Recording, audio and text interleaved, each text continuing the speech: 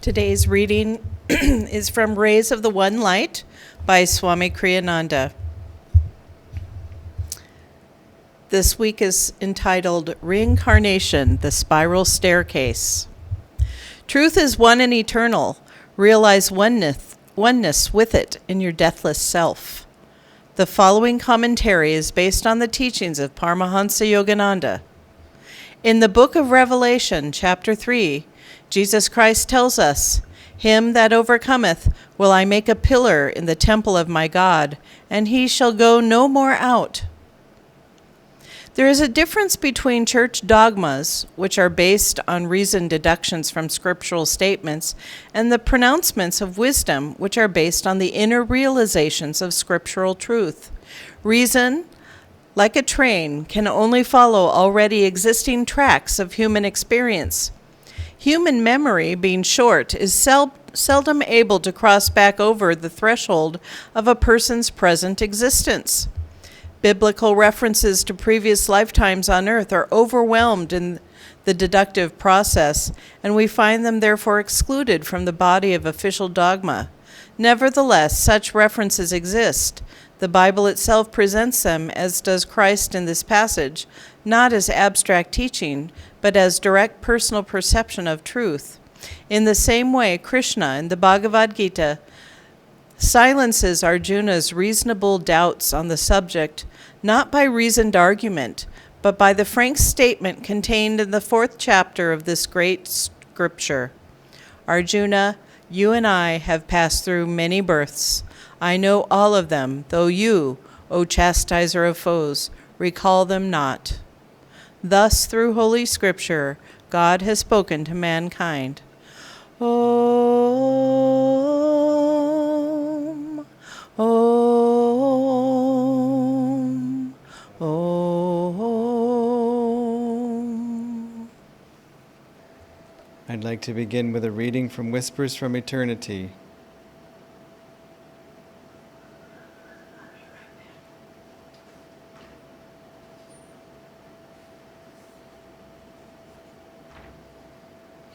This is a poem by Master. Help me to win the battle of life. O King of Kings, train thou in me, in the camp of discipline, the noble qualities of calmness and self-control. Be thou their divine general, like Krishna of yore, against the invading hordes of darkness, passion, and greed. Protect the celestial kingdom of my mind against entry by the tenacious warriors of evil. Let thy banner of peace wave always above the strong castle of my soul.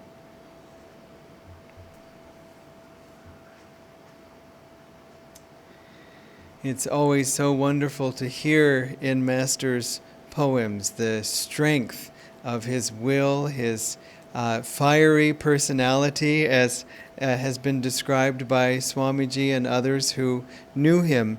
And he sort of alludes to it in Autobiography of a Yogi, but you hear that power in his voice when you hear the audio recordings of him or see the videos of him speaking. You feel that strength and power. Again, I should say again as if I had referred to something I'd said earlier, but I was thinking of something I said at a different time. So not again, but to begin.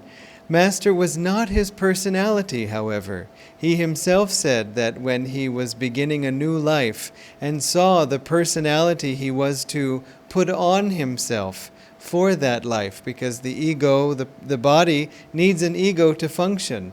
Master wasn't limited by his ego. He had transcended it. That's the work we are trying to do. But when you enter a body, you need an ego. I guess sort of like if you're going to drive a vehicle, you need the keys to the vehicle. And so he said he sees that personality as as something limiting, and putting it on is like putting on a heavy jacket on a hot day. And he said it's sort of uncomfortable and itchy at first, and then you get used to it. So though I said he was fiery, that was the personality this time, and I think that was probably his personality in many lifetimes. Even he said that he was Arjuna in a past life. Interestingly, because of this reading today, also Arjuna was mentioned. And Arjuna, of course, was a fiery warrior and in fact represents the third chakra, fiery self-control, as described by Lahiri Mahashai's commentaries on the Gita and by Vedavyasa. So, an interesting theme that way. What's very wonderful about this reading, Swamiji doesn't go into all the detail in this shorter version, Rays of the One Light, but there are longer commentaries on the Bible that Swamiji wrote based on Master's teachings and also that Master wrote as well. To put it very briefly, one may wonder why reincarnation is a sort of a point of debate. Swamiji, in this reading, you can hear how he's answering the challenge that reincarnation doesn't exist or that it's not referred to in the Bible and so on. We'll talk more about why people would question reincarnation at all, but regardless of Scripture. But first, just to understand, well, why isn't it in the Bible, or is it that people can? Why is it that people think that? It's described in some ancient documents. I don't remember the details right now, but essentially there was a large religious gathering. I think it was in Constantinople and in Italy or something. Anyway, never mind. I won't even try to grasp the details. That the church decided to take reincarnation, among other things, out of the Bible. And so references to it were removed. However, they didn't catch everything.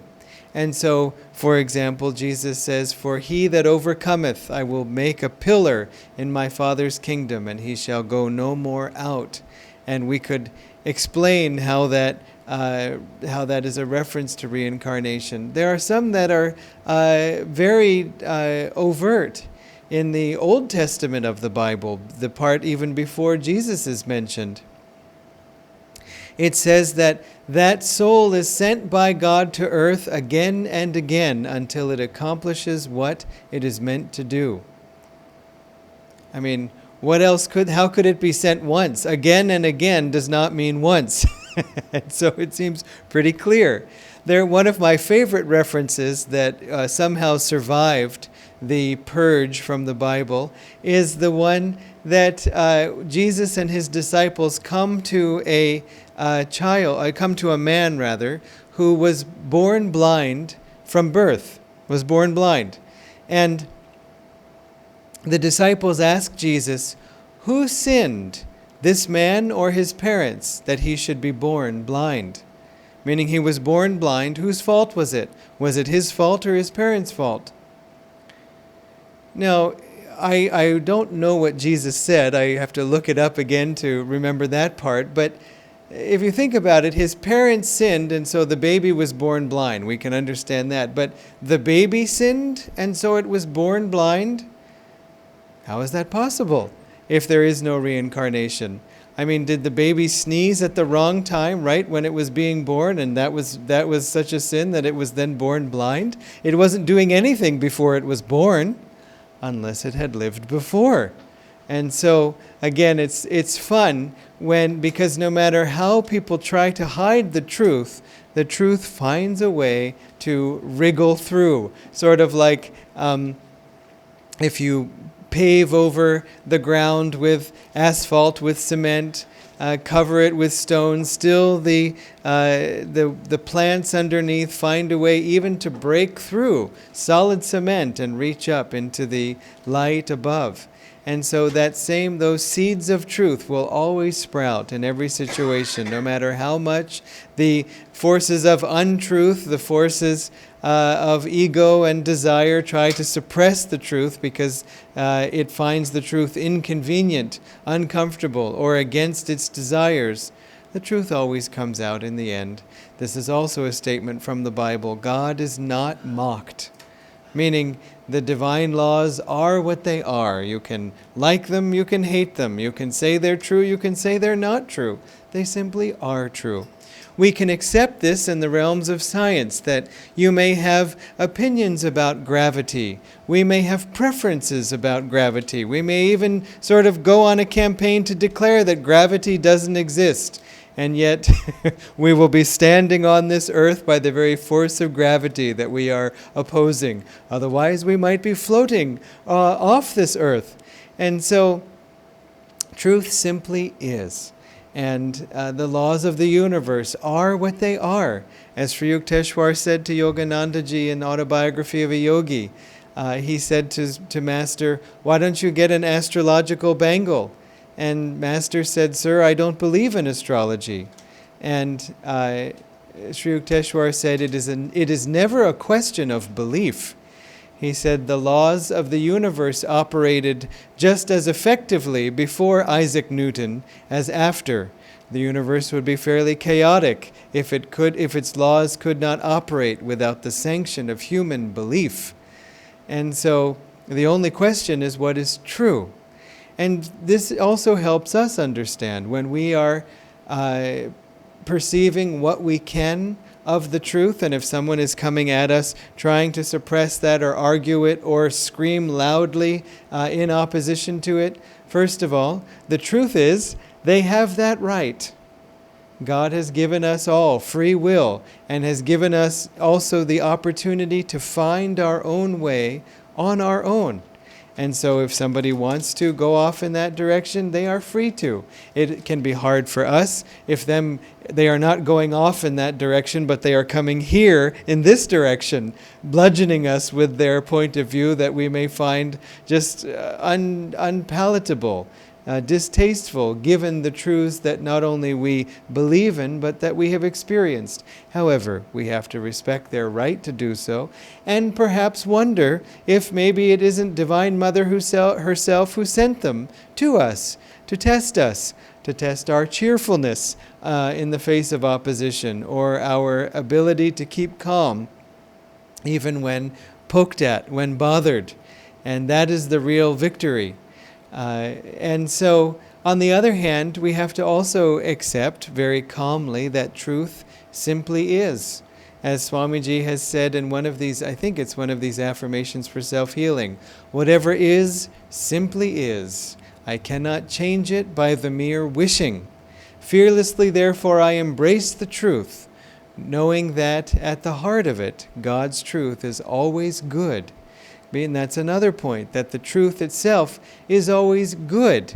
It isn't just, listen, this is how things are, and no matter when people talk that way, it always comes down to, this is how things are, and this is why you are nothing. And that's the truth. And some kind of a suppressive, kind of diminishing energy or force, that's not the truth. The truth is always good, because God is good and God is the truth too. Again, though, this is something that we don't want to just believe with our minds, though belief is helpful. It gives us the courage, the inspiration to test our beliefs and find out if they're true. Once we have tested them, then that belief becomes faith, that we have experienced it ourselves, and so we know. I myself have a lot of faith in gravity.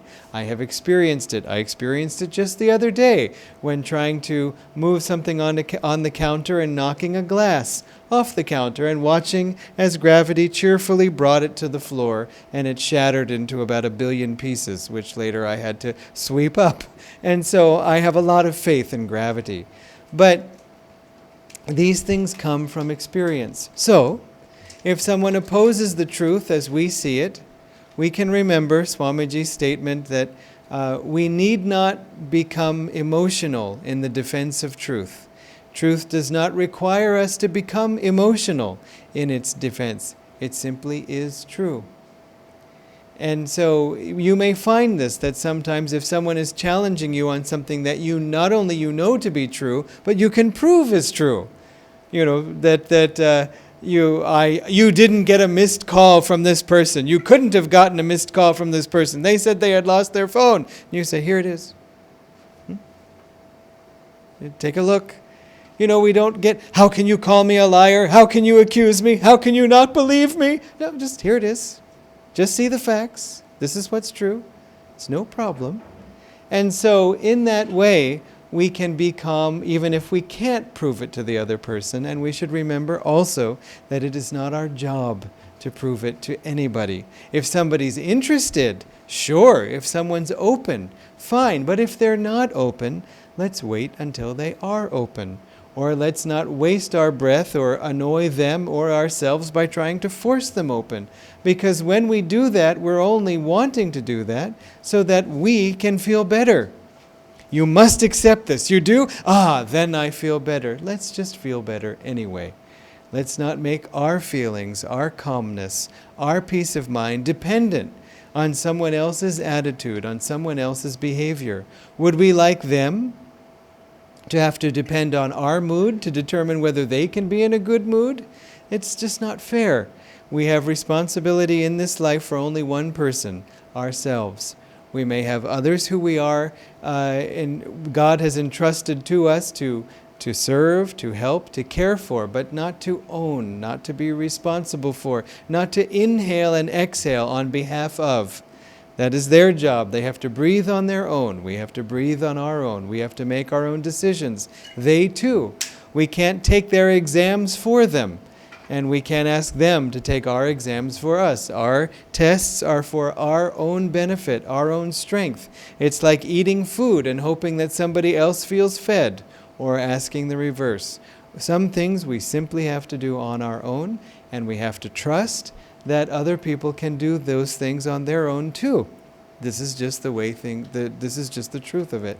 So when we come to reincarnation, why do people question whether reincarnation exists? Well, Arjuna questioned whether reincarnation existed when he said how Krishna was referring to people he had taught in the past, and Arjuna said, but these people lived long ago. How could you have taught them? And that's when Krishna said, you and I have lived many times before. I remember all my lives, but you do not. And so, keep in mind, Arjuna actually was a liberated master, but he was playing the role of a devotee, and therefore, in that role, saying, please teach me, I don't understand. Why? For our sake, because that's our attitude. Please teach me, I don't understand. We don't necessarily remember our past lives. We would think that if we had lived before, we should remember it. And it just seems like I started in this life from scratch. I remember, a certain point of childhood. Maybe you remember entering LKG or UKG or some early school memories. Maybe you have memories from before that, but not necessarily from before that. Prenatal memories and so on. You may have had. Consciously. But it seems that we just start from scratch here in this life. Or do we? There are many proofs, at least, of something happening before. For example, you may find you like a certain thing, or you are inclined towards a certain country. Maybe even you have a preference for a country. Somehow you might not feel this as a child, but as an adult, that you haven't even visited, but somehow you have a happy association with that country. You may find that certain foods, the taste of which you like, and certain foods you don't like. Now, you could say, yeah, but that's not from the past. I tasted that food, and I know I don't like it, and that's why I don't like it. But other people might like that food. It's not universally disliked. It isn't as if everyone dislikes ladyfinger or everyone likes it. We have preferences, and why should we have preferences? They're not universal. For example, if you taste soap, generally I think it's considered unpleasant. I find it that way. I haven't heard of many people who enjoy drinking soap, and probably they're better off for not drinking it. So maybe there are some things that the body itself rejects as poison, but with different foods we have preferences. And again, why should we? Why should we have a certain preference for this? For sense experiences, maybe you can come up with some argument about taste. But why should we have been inclined towards certain subjects? I preferred mathematics. I preferred writing. I preferred music. Why should we have those desires? You see, again, they're not universal. So when it's especially clear in the cases of young children who have unusual abilities. Mozart, for example, was writing symphonies at the age of 5. The only way he could have done it is if he had written them at the age of 85 before. He was then born again to do it. And in fact, someone asked him, how do you write a symphony? I would like to write music. How can I write a symphony? And Mozart responded that you don't start by writing a symphony. First, you would begin writing just a melody for one instrument, then a duet for 2 instruments, trying to get their 2 parts to work together harmoniously, then a quartet for 4 instruments, and then with this you can make chords, and then you progress. I don't know what the levels beyond that were, and then you come to the point of where you can write a symphony for so many different instruments. And the man said, but you didn't have to start that way, all making this progression. And Mozart said, but I didn't have to ask. And he wasn't saying it, I don't think, in an egotistical way. And even if he was, it doesn't matter. The fact of it is, he didn't have to ask. He simply knew. He just wrote it. It just flowed from him. Swamiji wrote music. He said that he would put his mind clearly on what he was trying to express through this song, not he from himself, but what message he felt was trying to come through. And then he would say to Divine Mother or to God, or just hold it up, saying, I need a melody to express this, and that melody is.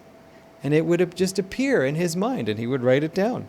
He wrote over 400 pieces of music that way.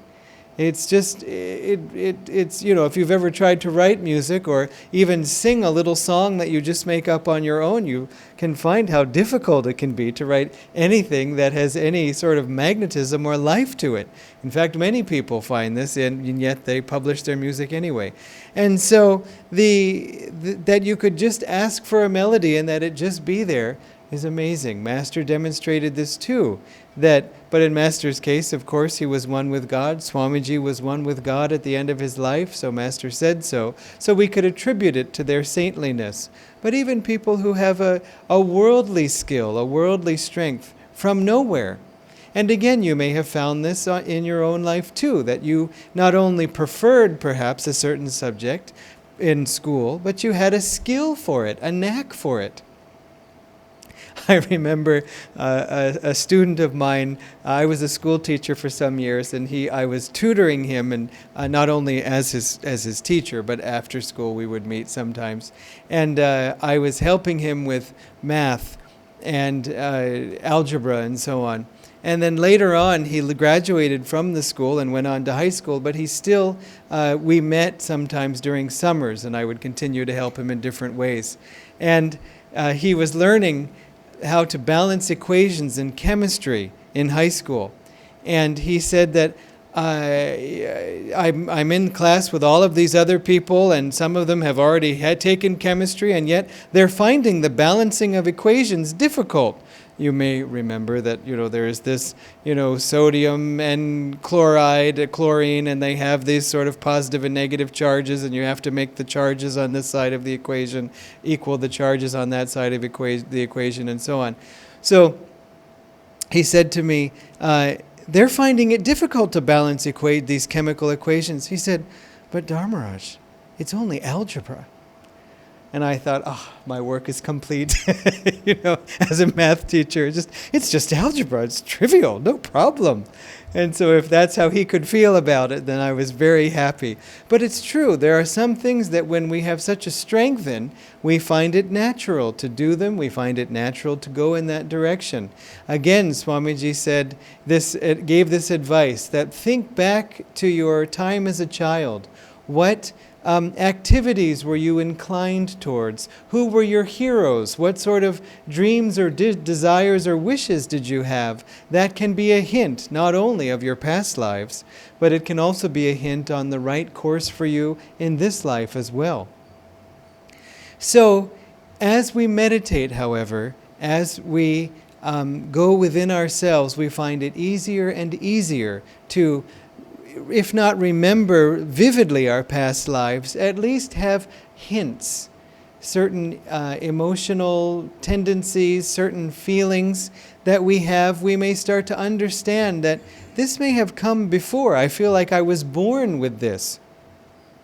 Even Master said, so many force of bad habits come to us from unknown quarters, meaning from unknown origin. It has an origin. It's just that if we can't remember it, it seems that it came out of nowhere. But it comes, as Master said, these are force of bad habits from the past lives. His subject was bad habits. There are good habits too that come from the past. One very good habit, for example, for all of us, or a good perspective or attitude or desire, is that of our desire for God, our desire to meditate, our desire to live a spiritual life. Why?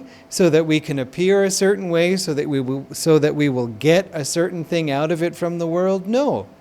Simply because we know this is the only course in life that makes any sense at all. It is the only thing that works. How do we know that? How do we prove that to others? Well, see my comments earlier. We don't. We just strengthen our own faith in this thing. But we somehow know it in our bones, in our hearts, and this knowing increases over time as we meditate and as we live this life. We see it proven again and again. But we know this is what works. The other just doesn't work. In fact, Master said, if you see someone pursuing a wrong course, for example, that of alcoholism, and you know it doesn't work, and you yourself don't even feel attracted because you know somehow that this doesn't work. Again, assuming you haven't been an alcoholic in this life. If you had been, then you would know even from this life that it doesn't work. But if without having done it before in this life, and you still know that it won't work, it's because he said you've done it before. And so when we find ourselves not attracted to certain ways of error, it is only because we've followed those ways, we've done those things, and discovered, perhaps to our great dismay, that our life was ruined. And that's why, in this life, hey, do you want to go steal this car? Well, you go ahead. I don't feel to. I remember the last time I stole somebody's chariot, and then, Arjuna and all the Pandavas were coming and looking for me, and they finally caught me, and I had to go to jail, and it was just kind of a drag. So never mind. We have that feeling, that inclination not to make these certain mistakes. And the mistakes that we are making in this life, we will learn in time that they don't work. These ways don't work either. But again, this is a very slow way to progress, trying every wrong avenue until we find the right one. Stick to the right one. Put energy in the positive direction. Don't worry about the others. In other words, even if you find yourself having these bad habits that pull all of us against our will, that's all right. Don't worry about it. Just put more energy in a positive direction. Live a good life, and hope that will tip the scales in your favor towards the good. Now, when we meditate, we begin to go within ourselves and feel our soul as separate from our ego. We find something, a state of awareness that is somehow beyond the ego, beyond the mind. Or I can be aware with some faculty, some ability, without my mind. I can even see my mind as doing a certain thing, and that means that I am somewhere else observing my mind. I'm not, in it. I'm seeing it. In fact, this is a sweet way that there are many songs, especially in India, devotional songs that addressing the mind as a character, as something separate from me. Even we have chants. Why, O mind, wanderest thou? Go in thine inner home, telling my mind, don't go this way and that way. Come back here. Go within. There's a Bengali chant that says, oh my mind, why do you wander from door to door? being disappointed, feeling alone, just call Ma. Call your mother, go to your mother. And Dako Ma, I think, is the words in Bengali. But just, it's addressing the mind, seeing the way it behaves, and feeling a presence or an awareness again separately from that. And so the more we meditate, the more we've experienced this, the more we begin to wonder about all these different aspects of my life that I just accept as me, but there is something that is more me than those things. And then it becomes easier to recognize that this tendency that I have, maybe it came from even before this life. I don't have a rational way to explain why I feel this way, but I do. And again, our desire for God, as I was saying before, comes from past lives as well. That's what makes it so easy to come back to the path. That's what makes it, if you had this experience, so easy, for example, even at Ananda, to go through the courses, learn the techniques, build your meditation up, and then you take Kriya initiation, and it may not have seemed easy, but think of how many people, after taking one course, move on, even if they want to stay, but their lives take them this way or that way to work out some karma before they can come back.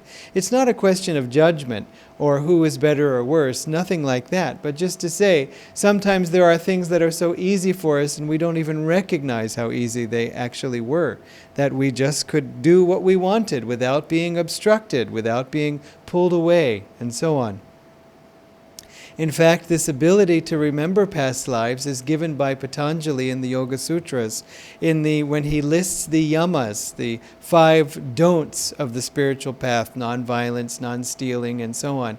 The last one he lists is non-attachment.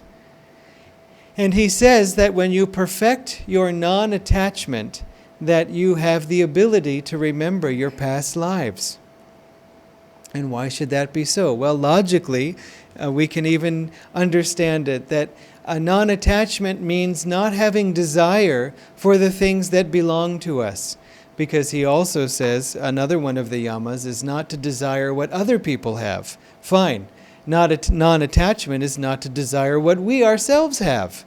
And to not think of that, this is mine, this belongs to me, and I'm so thrilled about it, because that's limiting. If this is mine, then maybe these things aren't mine. And in fact, everything in one way really belongs to us, because it all belongs to God, it all is of God, and so are we. Whether you think of it as I am, part of the divine essence, or that God is my Father, and so what He has, I have. Either way. So when we have that non-attachment, and we don't feel limited by these things, these possessions, as Master said, don't let your possessions possess you. Oh, I'm so worried, don't let this get a scratch. I hope it's okay. This kind of thing. When we worry too much about something that isn't worrying at all about us. If you worry about the new TV or the new car, it has no ability to worry about you. The love is one way. And so when we move beyond attachment even to our first possession in this life, which is this body. That's the first thing we get when we're born, the first gift that we receive to then to then possess is this body. When we become even non-attached to this body, for example, as I was saying in meditation, we begin to wonder, to feel, maybe I've had other bodies, maybe I've had other lifetimes, and so on. Again, it can be fascinating, thinking of all the different times we may have lived. Master made some statement which I don't recall exactly, but something like, if you looked at all the bodies of all your past lives, they would stack one on top of the other and would be miles high, or something like that. I forget. There's some rather drastic and dramatic and somewhat grisly statement that he makes like that. But so many bodies we've had before, so many lifetimes, so many relationships we've had, not only with the people in our lives now, which is already something. Maybe our parents in the past were our children or our friends. Maybe our friends in past lives were our spouses, or they were our parents. Who knows? And so, but there can be a sense of connection. Sometimes there can be a different kind of sense, that there's an enmity between people. Master said often enemies of past lives are reborn into the same family in the next life so that they can fight it out at close quarters. They have certain things they have to resolve, either within them, between each other, or within themselves. And so they come into the same family. Sometimes that's the simplest explanation. And so when we start to contemplate the vastness of these lives, these different relationships we've had with others, it's quite staggering. Buddha said we should be kind towards everyone on earth because at some point everyone has been close to us in a past life. Such a shock. I mean, every single person there is that maybe this one was your friend and this one was your gardener and you were that one's gardener, and I mean, how many lifetimes must it have been? And so this spiral staircase of reincarnation why a spiral staircase? Why not just a ladder? Well, in life we find there is a sort of spiraling. First of all, time itself has a certain amount of a cycle or a cyclic nature to it. The seasons themselves also go through a cycle. So does from day to night and so on also. There's a lot of our world that we see is in a cycle, the way the earth moves around the sun and so on. So we can get a circle out of that cycle. But then why a spiral? A spiral is a circle that not only moves horizontally but also vertically. Because we see in our lives that often we come back to a lesson that we may have thought we've already learned. I had worked this out some time ago, and here I thought I had overcome it, and now here it is again in my face. Sometimes it can seem that we are moving in a circle, meaning back to where we started. I've accomplished nothing. But it isn't that. It is a spiral. We've come to the same place, but at a higher elevation, you could say. Or if you think of it in musical terms, it's the same note, but it's an octave higher. And so that we can relate to what we had in the past, the attitudes or the habits or whatever, but we're seeing it from a new perspective. It may be that God has brought this back into our lives to revisit. You see this to a certain extent. It's explained, or at least represented, I don't know if explained is the word, by astrology. That if you look at it from your point of view, the planets move around the earth. They don't literally do that, but from our perspective, they do that. And so they move around the sky, I should say. And so that you see Saturn moves from different signs in the sky, which matches your particular horoscope. Or Jupiter moves in 12-year cycles. He goes around the birth chart. And so every 12 years we come back to where we were before, 12 years ago. And that part of our lives gets more attention, more focus, more energy. But again, from a higher perspective, or at least from more time has passed, hopefully from a higher perspective, a more educated perspective. And so this spiral staircase is fascinating to contemplate. But remember, the point of this staircase is to step off of it. The point of any staircase is to reach the top. The stairs go from somewhere, some lower floor, to the upper floor. You don't see a staircase that just goes off into nothing and don't fall off the edge. No one says, you know what I think would really be nice in this room? A staircase. Not to go anywhere, just let's have some stairs. No, stairs always have a purpose, like a path from A to B, from origin to destination. The stairs are meant to take you home. So rather than only focus on all of these wonderful things about, I remember when I was a warrior and I had a really long sword, it was my favorite sword, and I draw pictures of it from memory now in this life, great. But you know what? Who knows if we even died by that sword in that past life? What good has it done us? We're still here. The point of the jail is to exit the jail, and so let us prove our cleverness and the glory of all of our past lives by escaping the jail, by learning our lesson, by graduating from school. We can say what a wonderful school this is and how good I am in school, but if we haven't graduated, then to some extent we have still failed. Not in a negative way, meaning we have not yet succeeded, We have not actually served the purpose of the school. We have not proven our point. And so we have, or you could say, as Patanjali says, we have missed the point. It's wonderful. I'd like to know the Sanskrit word for missing the point. So, let us travel this stairway and get off of it. Let us arrive home. One very simple way to accelerate this whole process, which can be accelerated, is through Kriya Yoga, through our meditation, through burning up these tendencies, whether from this life or the past life, who cares? Just burn them through your Kriya practice, and let's find God in this lifetime. God bless you.